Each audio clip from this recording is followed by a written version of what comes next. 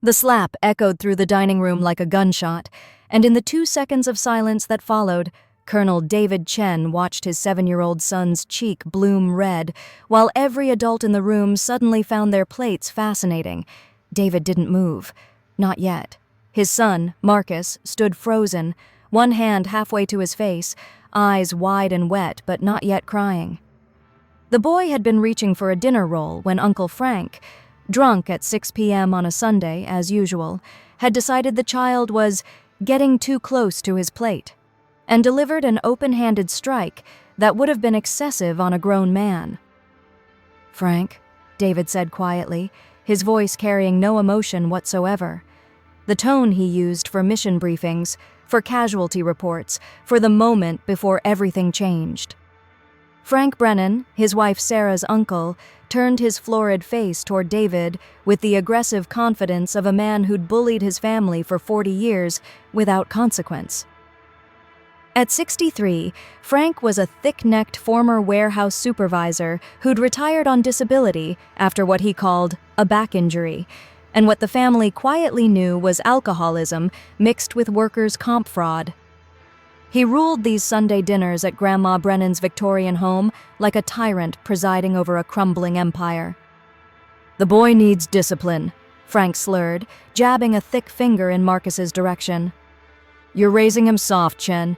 Just like I told Sarah she was making a mistake marrying some—" "Frank," David repeated, still not moving from his seat at the far end of the table. His hands remained folded in front of him, his posture relaxed. "Sit down." "Don't tell me what to do in my mother's house." Frank took a step toward David, swaying slightly. "You come in here with your quiet act, thinking you're better than us because you wear a uniform and—" "Dad?" Marcus's small voice cracked. David held up one finger. "Wait," without taking his eyes off Frank. Around the table, the family maintained their collective silence. Sarah's mother, Patricia, studied her wineglass. Sarah's father, Robert, cleared his throat but said nothing. Sarah herself sat rigid in her chair, her jaw tight, caught between husband and family as she'd been for 8 years. David had watched this dynamic for nearly a decade, watched Frank berate waitstaff, demean his own wife Linda until she rarely spoke, drink away money he borrowed from Grandma Brennan, and dominate every family gathering with toxic authority that everyone enabled through silence. David had watched, calculated, and waited, because David Chen didn't do anything without a plan. "Marcus, go to the car," David said softly. "Get in the back seat, lock the doors. I'll be there in 5 minutes." "But Dad—" "Now, son." The boy moved, and David was proud that Marcus held his head up as he walked, even with the red handprint still visible on his face. Frank started to say something, but David finally moved. Just stood up, smoothly, his 6-foot frame unfolding from the chair, with the controlled precision of someone who'd spent 23 years in environments where every movement mattered. The temperature in the room seemed to drop 5 degrees. "Sit down, Frank." Something in David's voice made Frank pause. It was the voice of a man who'd given orders that sent aircraft into hostile airspace, who'd sat in bunkers 40 feet underground while the world above made decisions about war and peace, who'd signed documents that even Congress wasn't cleared to read. Frank sat. David reached into his jacket pocket, slowly, deliberately, and withdrew a thin leather folder. He placed it on the table with the careful precision of someone laying down evidence in a murder trial. "For 8 years, David said, his voice carrying clearly to every corner of the dining room, "I've watched you humiliate your family. I've watched you drink away your disability checks while borrowing thousands from your 86-year-old mother. I've watched you slap down anyone who questions you, and I've watched everyone at this table let it happen." "Who the hell do you think—" Frank started. "I'm not finished." The words weren't loud, but they cut like razors. 3 years ago, Grandma Brennan mentioned that $40,000 had gone missing from her savings account. She blamed her memory, said she must have moved it and forgotten. Patricia's wineglass stopped halfway to her lips. 2 years ago, her investment account, the one your father left her, Frank, lost another $60,000 in what she called Bad market timing. Except the market was up 18% that year. Robert Brennan's face had gone pale. David opened the leather folder. Inside were printed bank statements, transaction records, and photographs. Lots of photographs. He spread them across the dinner table like a dealer laying out a winning hand. "You've been forging her signature for 5 years," David continued, his tone still flat, clinical. "You have access to her accounts because she trusted you to help manage them after your father died. Instead, you've been systematically looting them. Wire transfers, cash withdrawals, 3 different online gambling sites. A timeshare in Florida you claimed was an investment property." The silence in the room had weight now, pressure, like the atmosphere before a storm. "You're insane," Frank said, but his voice had lost its certainty. "You can't prove paper trail from Chase, Bank of America, and Fidelity. I have copies of the forged signatures, your handwriting, analyzed by a forensic document examiner. I have login records showing access from your IP address. I have statements from 2 casino hosts in Atlantic City who know you by name." David's voice never rose, never wavered. "I have enough evidence to send you to federal prison for elder abuse and wire fraud. 5 to 10 years, Frank. Minimum." Linda Brennan made a small sound, her hand going to her mouth. "How did you—" Sarah started, staring at her husband like she'd never seen him before. "I'm good at finding things," David said simply. "It's what I do." For 8 years, the family had known David as Sarah's husband who works for the Air Force. He wore civilian clothes to family gatherings. He never talked about work beyond vague mentions of intelligence analysis and administrative duties at the Pentagon. He was quiet, polite, forgettable. The Chinese-American son-in-law who'd somehow convinced their Sarah to marry him, who probably pushed papers in some basement office, who couldn't possibly understand real American family dynamics. They had no idea. "This is bullshit," Frank said, but he was looking at the documents now, and David could see the recognition in his eyes. "You can't. Sarah, tell him he can't. I already filed a report with Adult Protective Services," David continued. "They'll be contacting Grandma Brennan within 48 hours. I've also provided copies of everything to the FBI's Financial Crimes Unit. They're particularly interested in the interstate wire transfers and the involvement of her Social Security payments." "The FBI," Patricia's voice was barely a whisper. "I know some people there," David said. He paused, let that hang in the air for a moment. "I know a lot of people." Frank's face had gone from red to gray. He lunged across the table, fingers reaching for the documents, but David's hand moved with startling speed, not aggressive, just efficient, and pinned Frank's wrist to the table with enough pressure to make the older man gasp. "Don't," David said quietly. Something in his eyes made Frank freeze. They weren't the eyes of an office worker. They were the eyes of someone who'd seen things, done things, made decisions that most people couldn't imagine. For just a moment, Frank glimpsed the person behind the quiet facade, and what he saw there made him sink back into his chair. David released his wrist and straightened his jacket. "You have 2 options," he said, gathering the documents back into the folder. "Option 1. You confess to the family right now, apologize to your mother, set up a payment plan to return every dollar you stole, and enter an alcohol treatment program. I'll hold off on the criminal charges for 6 months to see if you follow through." "And option 2? Frank's voice was hoarse. "Option 2. I leave this folder with the FBI. Let Adult Protective Services and the U.S. Attorney's Office handle it, and you spend your next birthday in federal detention." David closed the folder. "You have 10 seconds to decide." The grandfather clock in the hallway ticked in the silence. 5 seconds. 6. 7. Frank's voice broke. "I didn't mean to. It started small. I was going to pay it back." 6 seconds. Okay, I'll do option 1. I'll confess. I'll pay it back. Just don't. Linda Brennan stood up so fast her chair fell backward.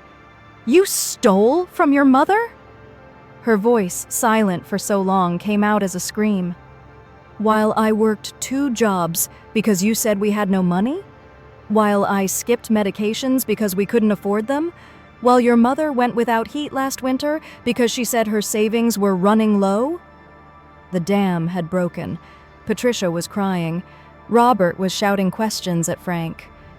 Sarah sat motionless, staring at David like he was a stranger. Grandma Brennan appeared in the doorway from the kitchen, confused and frightened by the noise. And when Linda, sweet, silent Linda, began explaining through tears what her husband had done, the old woman's face crumpled. David watched it all with the detachment of someone observing a controlled detonation. He'd lit the fuse. Now he let it burn. He walked to where Grandma Brennan stood, gently took her hand.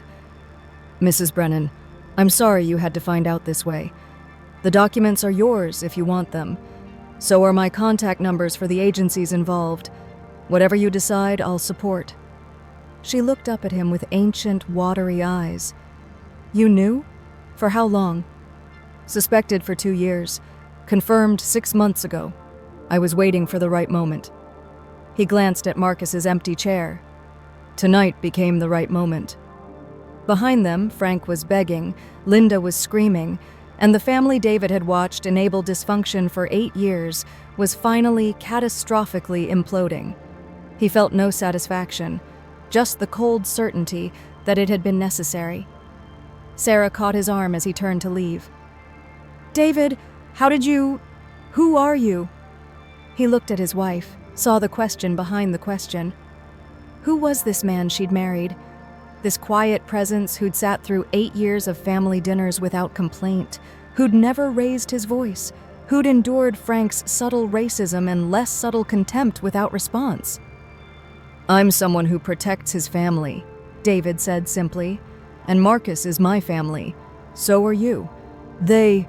He gestured at the chaos around the table, stopped being family the moment that hand touched my son's face. But the FBI contacts, the investigation, the forensic analysis, that's not just Air Force administrative work, David. What do you actually do? David was quiet for a moment, weighing how much to say. Then he reached into his other pocket and withdrew a thin leather credential wallet. He opened it briefly, just long enough for Sarah to see the seal, the clearance level, the access codes that made her eyes go wide. I work in Cheyenne Mountain, he said quietly, using the truth like a scalpel. Aerospace Defense Command. I'm the Deputy Director of Space Surveillance and Threat Analysis. My security clearance is TSSCI with special access to programs that brief the Joint Chiefs. On any given day, I track objects in orbit that could end civilization, analyze threat patterns from nation-states with nuclear capability, and coordinate response protocols for scenarios that keep the Defense Secretary awake at night. Sarah's face had gone blank with shock. Finding out where your uncle was hiding stolen money? David closed the credential wallet. That was a Tuesday afternoon, barely an inconvenience. He kissed her forehead gently.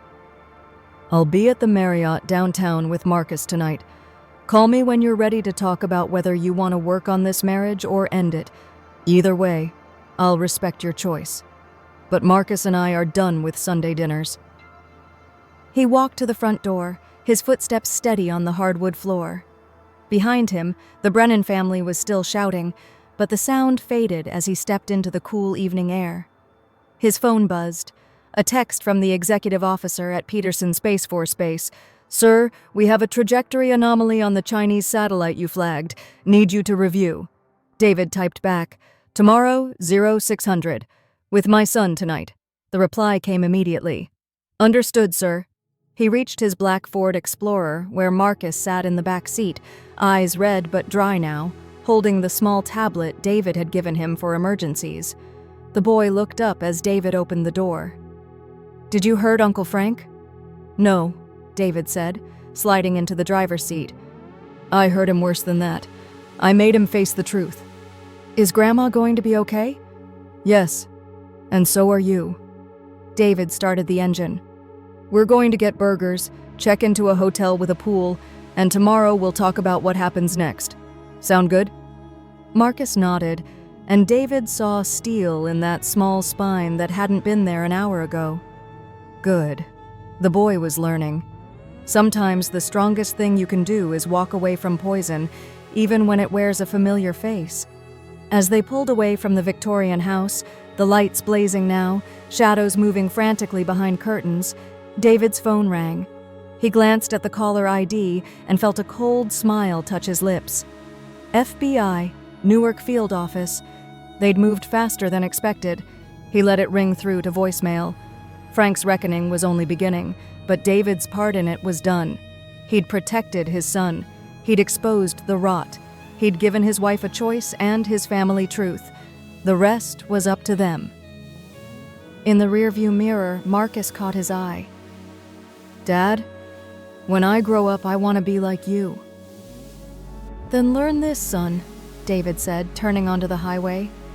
Power isn't about being the loudest voice in the room. It's not about intimidation or violence or making people fear you. Real power is knowing what you know, waiting for the right moment, and acting with precision when that moment comes. Like a surgeon? Like a surgeon, David agreed. Or a soldier, or a father who loves his son. The city lights spread before them, and David drove toward them steadily, his son safe behind him, his conscience clear. Somewhere back in that house, a family was learning what happened when you mistook quietness for weakness, when you assumed the unassuming man at the end of the table was nobody important. They'd learned differently. They'd learned too late. And tomorrow, when David returned to the mountain, to the screens tracking threats from space, to the secured rooms where decisions about national security happened in whispers, he'd carry with him the satisfaction of knowing that he'd used all that training, all that access, all that quiet authority for something simple and profound, protecting the ones who mattered most. The score was settled. The boy was safe. And Colonel David Chen, Deputy Director of Space Surveillance and Threat Analysis, United States Space Force, drove into the night with his son, leaving behind a family that would never underestimate the quiet man again.